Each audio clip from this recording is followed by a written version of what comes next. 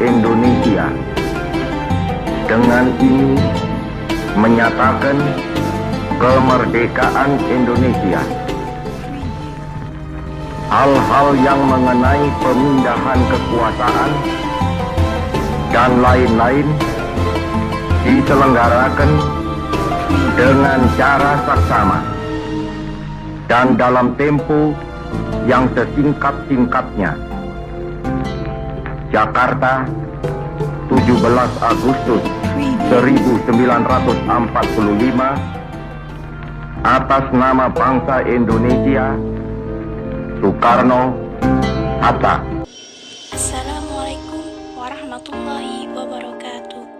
Alhamdulillahirabbil alamin wa bihi nasta'inu ala umuri dunya waddin. Assalatu wassalamu ala asrofil anbiya'i wal mursalin wa ala alihi wa sahbihi ajma'in. Amma ba'du. Pertama-tama kita panjatkan puja dan puji syukur kita kehadirat Allah Subhanahu wa taala yang telah melimpahkan nikmatnya kepada kita hingga kita dapat menjalani kehidupan sampai sekarang ini. Yang kedua, salawat serta salam tak lupa kita junjungkan kepada Nabi besar kita, Nabi Muhammad SAW, yang telah membawa kita dari zaman jahiliyah menuju zaman Islamiyah. Perkenalkan, saya Asita Yusna Aningtyasari dengan NIM 203111078, kelas 2C, Prodi Pendidikan Agama Islam, Fakultas Ilmu Tarbiyah IAIN Surakarta. Di sini saya akan menjelaskan mengenai cinta tanah air dari sudut pandang Islam untuk memenuhi ujian tengah semester dalam mata kuliah Pancasila dengan dosen pengampu Bapak Ahmad Muhammad Musta'in Nasoha, SH, MH. Sebelum memulai, ada baiknya kita mengawalinya dengan bacaan basmalah dan juga kita doakan kedua orang tua kita untuk selalu berada dalam lindungan Allah Subhanahu wa taala. Bismillahirrahmanirrahim. Rabbighfirli wa li walidayya warhamhuma kama rabbayani shaghira. Amin amin amin ya Allah ya rabbal alamin. Pengertian tanah air menurut ulama dan pakar hukum. Tanah air sebagaimana yang kita ketahui bersama adalah negeri tempat kelahiran Ali bin Muhammad bin Ali al-Jurjani. Mendefinisikan hal ini dengan istilah al-watan al-asliyah. Itu tempat kelahiran seseorang dan negeri di mana ia tinggal di dalamnya. Al-Jurjani mengatakan al-watan al-asli adalah tempat kelahiran seseorang dan negeri di mana ia tinggal di dalamnya. Dari definisi ini, maka dapat dipahami bahwa tanah air bukan sekedar tempat kelahiran, tetapi juga termasuk di dalamnya adalah tempat di mana kita menetap. Dapat dipahami pula bahwa mencintai tanah air adalah berarti mencintai tanah kelahiran dan tempat di mana kita tinggal. Pada dasarnya, setiap manusia itu memiliki kecintaan berat kepada tanah airnya sehingga ia merasa nyaman menetap di dalamnya. Selalu merindukannya ketika jauh darinya, mempertahankannya ketika diserang dan akan marah ketika tanah airnya dicela. Dengan demikian, mencintai tanah air adalah sudah menjadi tabiat dasar manusia. Sebagai umat muslim, kita memiliki suri tauladan yaitu Rasulullah SAW. Rasa cinta tanah air telah Rasulullah contohkan kepada dirinya ketika beliau hijrah dari Mekah ke Madinah. Beliau memalingkan pandangannya dan menyatakan perasaannya. Kau adalah negeri terbaik yang sangat aku cintai. Kalau tidak karena kaumku mengusirku darimu, aku tidak akan tinggal di tempat lain selainmu. Kata-kata ini menunjukkan ketulusan cinta Rasulullah kepada tanah air tempat beliau dilahirkan dan dibesarkan. Cinta tanah air dalam Islam biasa dikenal dengan istilah hubul wato. Salah seorang ulama Indonesia, Kiai Haji Muhammad Hashim Asy'ari, berhasil mencetuskan prinsip hubul watani minal iman. Cinta tanah air adalah bagian dari iman. Ungkapan lalu digelorkan pada kiai, guru, dan para ulama seluruh Nusantara. Dalil cinta tanah air dari Al-Quran.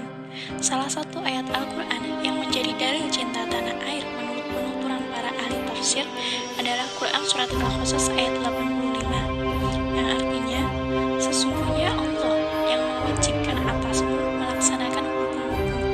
Al-Quran benar-benar akan mengembalikan kamu ke tempat kembali. Quran Surat Al-Qasas ayat 85. Yang kedua, artinya, di dalam tafsir tafsirnya ayat Quran Surat Al-Qasas ayat 85 terdapat suatu petunjuk atau isyarat bahwa cinta tanah air sebagian dari iman. Rasulullah SAW dalam perjalanan hijrahnya menuju Madinah banyak sekali menyebut kata tanah air, tanah air. Kemudian Allah Subhanahu wa taala mewujudkan permohonannya dengan kembali ke Mekah.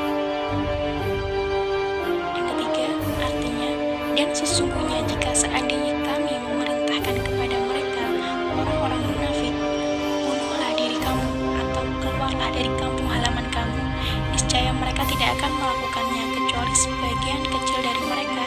Quran Surat An-Nisa ayat 66. Yang keempat, artinya, di dalam firman-Nya terdapat isyarat akan cinta tanah air dan ketergantungan orang dengannya, dan Allah menjadikan keluar dari kampung halaman sebanding dengan bunuh diri dan sulitnya hijrah dari tanah air. Yang kelima, artinya, di dalam firman Allah, keluarlah dari kampung halaman kamu, terdapat isyarat yang jelas dan akan ketergantungan hati manusia dengan negaranya, dan isyarat bahwa cinta tanah air adalah hal yang melekat di hati dan berhubungan dengannya. Karena Allah Subhanahu wa taala menjadikan keluar dari kampung halaman dan tanah air setara dan sebanding dengan bunuh diri. Kedua hal tersebut sama beratnya. Kebanyakan orang tidak akan membiarkan sedikit pun tanah air negaranya manakala mereka dihadapkan pada penderitaan, ancaman, dan gangguan. Yang keenam, artinya, dan tidak sepatutnya orang mukmin itu semuanya pergi ke medan perang. Mengapa sebagian dari setiap golongan di antara mereka tidak pergi untuk memperdalam pengetahuan agama mereka dan untuk memberi peringatan kepada kaumnya apabila mereka telah kembali, agar mereka dapat menjadi dirinya. Quran Surat At-Taubah ayat 122. Yang ketujuh, artinya, ayat tersebut mengisyaratkan bahwa belajar ilmu adalah suatu kewajiban bagi umat secara keseluruhan. Kewajiban yang tidak mengurangi kewajiban jihad, dan mempertahankan tanah air juga merupakan kewajiban yang suci, karena tanah air membutuhkan orang yang berjuang dengan pedang atau senjata, dan juga orang yang berjuang dengan argumentasi dan dalil. Bahwasanya memperkokoh moralitas jiwa, menanamkan nasionalisme dan gemar berkorban, mencipta generasi yang berwawasan. Cinta tanah air sebagian dari iman, serta mempertahankannya. Tanah air adalah kewajiban yang suci. Inilah fondasi bangunan umat dan pilar kemerdekaan mereka. Air dari hadis. Berikut ini adalah hadis-hadis yang menjadi dalil cinta tanah air menurut penjelasan para ulama ahli hadis yang dikupas tuntas secara gamblang. 8. Artinya, diriwayatkan dari sahabat Anas bahwa Nabi SAW ketika kembali dari bepergian dan melihat dinding-dinding Madinah, beliau mempercepat laju untanya. Apabila beliau menunggangi unta, maka beliau menggerakkannya untuk mempercepat karena kecintaan beliau pada Madinah. Yang kesembilan, artinya, di dalamnya hadis terdapat dalil atau petunjuk atas keutamaan Madinah dan petunjuk atas disyariatkannya cinta tanah air dan rindu padanya. 10. Artinya, bercerita kepadaku Sa'id ibnu Abi Maryam, bercerita kepadaku Muhammad bin Ja'far, ia berkata, mengabarkan padaku Humaid bahwasanya ia mendengar Anas radhiyallahu an berkata, Nabi SAW ketika kembali dari bepergian dan melihat tanjakan-tanjakan Madinah, beliau mempercepat laju untanya. Apabila beliau menunggangi unta, maka beliau menggerakkannya. Berkata Abu Abdillah Haris bin Umair dari Umaid, beliau menggerakkannya untuk mempercepat karena kecintaan beliau pada Madinah. Bercerita kepadaku Qutaibah, bercerita padaku Ismail dari Humaid dari Anas, ia berkata, dinding-dinding.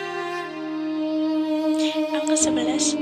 Hadis berikutnya yang menjadi dalil cinta tanah air yaitu hadis riwayat Ibnu Ishaq sebagaimana disampaikan Abu Al-Qasim Syihabuddin Abdurrahman bin Ismail yang masyhur dengan Abu Syamah dalam kitabnya Syahrul Hadis Al-Mu'tafa fi Mabwasil Nabi Al-Mustafa.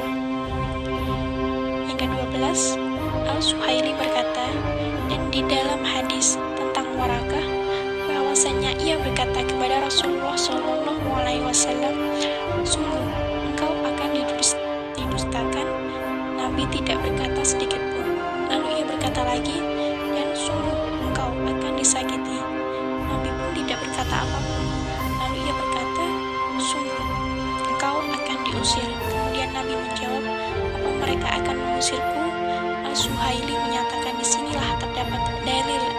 cinta tanah air dan beratnya memisahkannya dari hati.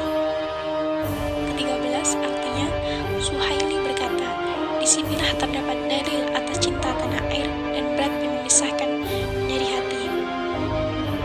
Pemaparan di atas menunjukkan bahwa cinta tanah air memiliki dalil yang bersumber dari Al-Quran dan hadis, sebagaimana ditegaskan oleh para ulama seperti Al-Hafiz Ibnu Hajar Al-Asqalani, Imam Jalaluddin Al-Suyuti, Abdurrahim Al-Iraqi, Syekh Ismail Haji Al-Hanafi, dan yang lainnya, sehingga vonis cinta tanah air tidak dalilnya jelas tidak benar dan tidak berdasar.